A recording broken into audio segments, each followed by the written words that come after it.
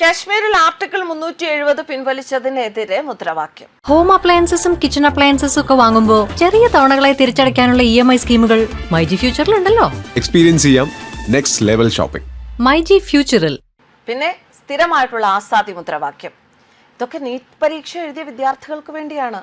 അവർക്ക് എന്തിനാണ് ഈ മുദ്രാവാക്യം? സമരത്തിൽ പങ്കെടുക്കുന്നവർക്ക് നീറ്റ് പരീക്ഷ എന്താണ് എന്ന് അറിയാമോ? പലർക്കും അടിസ്ഥാന വിദ്യാഭ്യാസം പോലുമില്ല എന്നാണ് കേൾക്കുന്നത്. ഉന്നത വിദ്യാഭ്യാസമുള്ള ചില സമരജീവികളുണ്ട്. അവർക്കുള്ളതോ വാഴക്കുല മോഡൽ പ്രബന്ധവും.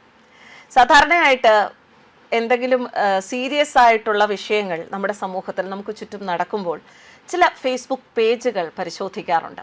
അവരെന്തു പറയുന്നു, കുറെ കൂടി ആധികാരികമായ കുറേ കാര്യങ്ങൾ ഈ ഫേസ്ബുക്ക് പേജിൽ ചില പ്രശസ്തരായ വ്യക്തികൾ എഴുതാറുണ്ട്. അത് വായിക്കാറുണ്ട്. പലപ്പോഴും പലതും വാർത്തയാക്കാറുണ്ട്. അങ്ങനെ പതിവായി പരിശോധിക്കുന്ന പ്രൊഫൈലുകളാണ് ജിതിൻ്റെതും അതുപോലെ തന്നെ ഭാസ്കരൻ നായർ അജയൻ്റെതും. ഇപ്പോൾ ജിതിൻ്റെ ഒരു ഫേസ്ബുക്ക് പോസ്റ്റാണ്. വളരെ സീരിയസ് ആയിട്ട് വിശദമായിട്ട് വളരെ നീണ്ട ഒരു കുറിപ്പായിട്ട് അദ്ദേഹം എഴുതിയിട്ടുണ്ട്. അത് തുടങ്ങുന്നത് എങ്ങനെയാണ്? എന്തായാലും അദ്ദേഹത്തിൻ്റെ വാക്കുകളിലേക്ക് തന്നെ പോകാം. അതിൽ കൂടുതൽ ഇടപെടലുകൾ നടത്തുന്നില്ല. നീറ്റ് പരീക്ഷയിൽ ഇന്ത്യയിലെ ടോപ്പറായ ഒരു വിദ്യാർത്ഥി പറഞ്ഞത്, "I thought why should I go to the protest? Instead, I could be studying at home and improving my skills and improving my scores." സർക്കാർ മേഖലയിലും സ്വകാര്യ മേഖലയിലുമായിട്ട് ഏകദേശം 1,36,939 MBBS സീറ്റുകളാണ് ഇന്ത്യയിലുള്ളത്. കൂടാതെ BDSന് 26,000 സീറ്റ്. സർക്കാർ മെഡിക്കൽ കോളേജിൽ MBBSന് ആകെ സീറ്റ് 63,296 അതിനുവേണ്ടിയാണ് യഥാർത്ഥ മത്സരം നടക്കുന്നത്. അതിനുവേണ്ടിയാണ് 22 ലക്ഷം പേർ പരീക്ഷ എഴുതുന്നത്. ഇന്ത്യയിലെ ഏറ്റവും മിടുക്കരായവർക്ക് മാത്രമേ ഈ കടമ്പ കടക്കാൻ സാധിക്കുകയുള്ളൂ. പരീക്ഷ എഴുതിയിട്ടും സീറ്റ് കിട്ടാത്ത 20 ലക്ഷം പേർ. ഞങ്ങൾക്ക് രണ്ടാമത് പരീക്ഷ എഴുതേണ്ടി വന്നതുകൊണ്ടാണ് മെഡിക്കൽ സീറ്റ് കിട്ടാതെ വന്നത് എന്ന് പറയുന്ന ലോജിക് എത്ര ബാലിശമാണ്. നീറ്റ് പരീക്ഷ ക്യാൻസൽ ചെയ്തതിന്റെ വിഷമത്തിൽ കുട്ടികൾ ആത്മഹത്യ ചെയ്യുന്നു. അതുകൊണ്ട് അവർക്ക് വേണ്ടി ഞങ്ങൾ സമരം ചെയ്യുന്നു എന്നതും വെറുതെ ആണെന്ന് കണക്കുകൾ കാണിക്കും. ഇന്ത്യ ടുഡേയുടെ 2026 മെയ് 25 വന്ന റിപ്പോർട്ട്. അതിൽ പറയുന്ന നീറ്റ് പരീക്ഷയുടെ സമ്മർദ്ദം കഴിയാതെ 2021 മുതൽ 2026 വരെ 93 പേരാണ് ഇന്ത്യയിൽ ആത്മഹത്യ ചെയ്തിരിക്കുന്നത്.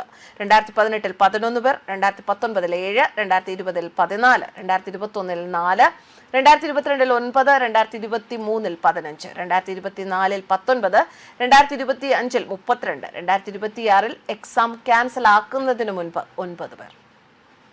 ഇത് ഇന്ത്യയിൽ മാത്രമല്ല സംഭവിക്കുന്നത്. ചൈനയിൽ 2024 74 വിദ്യാർത്ഥികളാണ് അവിടുത്തെ കോളേജ് എൻട്രൻസ് പരീക്ഷയുടെ സമ്മർദ്ദം മൂലം ആത്മഹത്യ ചെയ്തത്. നല്ല രീതിയിൽ പഠിക്കുന്ന മെന്റലി ടഫ് ആകുന്നവർക്ക് മാത്രമാണ് ഇത്തരം വലിയ മത്സര പരീക്ഷകൾ ക്ലിയർ ചെയ്യാൻ സാധിക്കുന്നത് എന്നതാണ് വാസ്തവം. യുവാക്കളുടെ രണ്ടാമത്തെ രോഷത്തിന് കാരണം തൊഴിലില്ലായ്മ. ഇംഗ്ലീഷ് ദേശാഭിമാനിയായ ഹിന്ദുവിന്റെ ബിസിനസ് ലൈനിൽ കഴിഞ്ഞ ദിവസം വന്ന ഒരു റിപ്പോർട്ടാണ്. PLI സ്കീം വഴി ഇന്ത്യയിൽ പുതുതായി 14 ലക്ഷം ജോലികൾ ഉണ്ടായി എന്നത്. അവസരങ്ങളുണ്ട്, പക്ഷെ സ്കിൽ വേണം. വാഴക്കുല പ്രബന്ധവും കയറ് സമരത്തിലെ പ്രബന്ധവും കൊണ്ട് ഡോക്ടറേറ്റ് ഉണ്ടാക്കിയിട്ട് കാര്യമില്ല എന്ന് മനസ്സിലാക്കുക.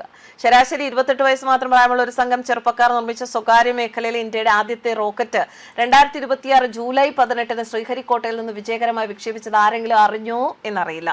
ഇത് ഇന്ത്യയെ സ്വകാര്യ ഓർബിറ്റൽ വിക്ഷേപണ ശേഷിയുള്ള ലോകത്തിലെ 3ാമത്തെ രാജ്യമാക്കി മാറ്റി എന്നതും എടുത്തു പറയണം. പറഞ്ഞു വന്നത് ഇന്ത്യയിൽ എല്ലാവർക്കും അവസരങ്ങളുണ്ട്, നിങ്ങൾക്ക് കഴിവ് വേണമെന്ന് മാത്രം. വാഴക്കുല പ്രബന്ധം ഡോക്ടറേറ്റ് ഉള്ളവരുടെ കഴിവല്ല പറയുന്നത്. അത്തരക്കാർക്ക് പറ്റിയത് ആസാദി മുദ്രാവാക്യം വിളി തന്നെയാണ്. ഇനി പാറ്റകളുടെ ബർഗർ കലാപത്തിലേക്ക് വന്നാൽ അവർ ആരുടെ പേര് പറഞ്ഞാണോ സമരം ചെയ്യുന്നത് അവരിൽ ആരും തന്നെ സമരം ചെയ്യാനില്ല. ഇവിടെ നടക്കുന്നത് രാഷ്ട്രീയമായ കലാപവും ജനാധിപത്യത്തെ അട്ടിമറിക്കാനുള്ള ശ്രമവുമാണ്. പ്രധാനമന്ത്രിയെ വെടിവെച്ച് കൊല്ലണമെന്ന് പറയുന്നു. ഫക്ക് ഇന്ത്യൻ ആർമി എന്ന് മുദ്രാവാക്യം വിളിക്കുന്നു. വനിതാ മാധ്യമ പ്രവർത്തകരെ വളഞ്ഞിട്ട് ആക്രമിക്കുന്നു. വനിതാ മാധ്യമ പ്രവർത്തകർക്ക് നേരെ പാന്റിന്റെ സിപ്പൂരി കാണിക്കുന്നു. 143ഓളം പോലീസ് ഉദ്യോഗസ്ഥരെ ആക്രമിച്ച് പരിക്കേൽപ്പിക്കുന്നു. കോടിക്കണക്കിന് രൂപയുടെ പൊതുമുതൽ നശിപ്പിക്കുന്നു. നേപ്പാൾ ഇവിടെയും നടത്തുമെന്ന് പറയുന്നു.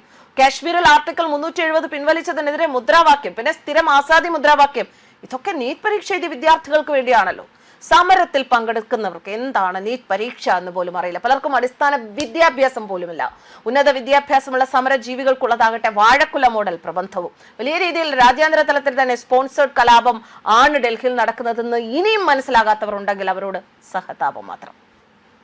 എങ്ങനെയെങ്കിലും കുറച്ച് രക്തസാക്ഷികളെ ഒപ്പിക്കാനുള്ള പെടാപ്പാടാണ് സോനം വാങ്ചുക് അടക്കമുള്ള ആളുകളുടെ ശ്രമം. പക്ഷേ ആ ട്രാപ്പിൽ കേന്ദ്ര സർക്കാർ വീണില്ല. തലേക്കെട്ടുകാർ കർഷകർ എന്ന വ്യാജേന ഹരിയാന അതിർത്തിയിൽ നിൽപ്പുണ്ട്. തലേക്കെട്ടുകാർ മാത്രമാണ് ഇന്ത്യയിലെ കർഷകർ എന്നാണ് ഇവിടെ പലരുടെയും ധാരണ. ജൂലൈ 17 ഇന്ത്യയിലെ അമേരിക്കൻ എംബസി പറയുന്നു ജൂലൈ 20 ഇന്ന സ്ഥലങ്ങളിൽ കലാപം നടക്കും. ജൂലൈ 21 തലേക്കെട്ടുകാരുടെ 250ഓളം വരുന്ന സംഘടനകൾ ഇന്ന സ്ഥലത്ത് പ്രക്ഷോഭം നടത്തുമെന്ന്. കാര്യങ്ങൾ വളരെ വ്യക്തമാണ്. മാപ്രകൾ പ്രചരിപ്പിക്കുന്നത് ഡൽഹി മുഴുവൻ കത്തിയെരിയുകയാണ് എന്നൊക്കെയാണ്. യഥാർത്ഥത്തിൽ ആകപ്പാടെ 2-3 കിലോമീറ്റർ മാത്രമാണ് ഈ ശല്യങ്ങളുള്ളത്. കലാപം എത്ര ദിവസം തുടർന്നാലും രക്തസാക്ഷികളെ ഒപ്പിക്കാനുള്ള ഇവരുടെ ശ്രമങ്ങൾക്ക് ലക്ഷ്യം കാണില്ല. പക്ഷേ ഇതൊന്നും അറിയാതെ ഇത് എന്താണെന്ന് കാണാൻ പോയി നിൽക്കുന്ന ചില നിഷ്കുകൾ ഉണ്ട്. അട്ടപ്പട്ടെല്ലാം പെടും. കോടതിയും കേസുമായി പതിറ്റാണ്ടുകൾ നടക്കാം. സ്വകാര്യ മേഖലയിൽ പോലും ജോലിക്കെടുക്കുന്നതിന് മുൻപ് പോലീസ് ക്ലിയറൻസ് വേണം. കൂടാതെ സോഷ്യൽ മീഡിയ മുതൽ കംപ്ലീറ്റ് ബാക്ക്ഗ്രൗണ്ട് ചെക്ക് നടത്തും. സംശയമുണ്ടെങ്കിൽ മനോരമയുടെ റിക്രൂട്ട്മെന്റ് നോക്കിയാൽ മതി. അന്തം കമ്മിയാണെങ്കിൽ അവർ എടുക്കില്ല. ഇങ്ങനെ വിശദമായിട്ട് കുറേ കാര്യങ്ങളാണ്. ചിലതൊക്കെ വായിക്കുമ്പോൾ നമുക്ക് വികാരം കൊണ്ട് നമ്മൾ രോഷം കൊള്ളുമെങ്കിലും തൊട്ടടുത്ത സ്റ്റെപ്പിൽ നമുക്ക് ചിരി വരുന്ന രീതിയിലാണ് ജിത്തിന്റെ എഴുത്ത്. സമരജീവികളും തുക്കടെ ഗ്യാങ്ങും ഒക്കെ ഇത് കഴിഞ്ഞ് അടുത്ത കലാപം ഉണ്ടാക്കാൻ പോകും. സെലിബ്രിറ്റികൾ അവർക്ക് കിട്ടുന്ന പണം തീരുന്നത് വരെ കലാപത്തെ പിന്തുണയ്ക്കും. മാപ്രകൾക്ക് പിന്നെ ഗൾഫിലെ ഈന്തപ്പഴവും അണ്ടിപ്പരിപ്പുമാണ് ഇഷ്ടം. അവർക്ക് ഗൾഫിലാണ് സെറ്റിൽമെന്റ്. ഇതൊന്നും മനസ്സിലാക്കാതെ ഇതിൽ പോയി വീഴുന്ന കുട്ടികളുടെ അവസ്ഥ ഓർത്ത് മാത്രമേ സങ്കടമുള്ളൂ. ബർഗർ കലാപം എത്ര നാൾ തുടരുമെന്ന് ചോദിച്ചാൽ ഇന്ത്യ അമേരിക്ക വ്യാപാര കരാർ ഒപ്പിടുന്ന തലേന്ന് വരെ എന്നാണ് ഉത്തരം. കരാറിൽ ഒപ്പിടാൻ ഇന്ത്യക്ക് ഒരു ധൃതിയുമില്ല. പ്രഷർ ടാക്ടീസിൽ നമ്മൾ വീഴില്ല. അതേ നയം തന്നെയാണ് ബർഗർ കലാപത്തോടും ഉള്ളത്. ന്യൂസ് ഡെസ്ക് കർമ്മ.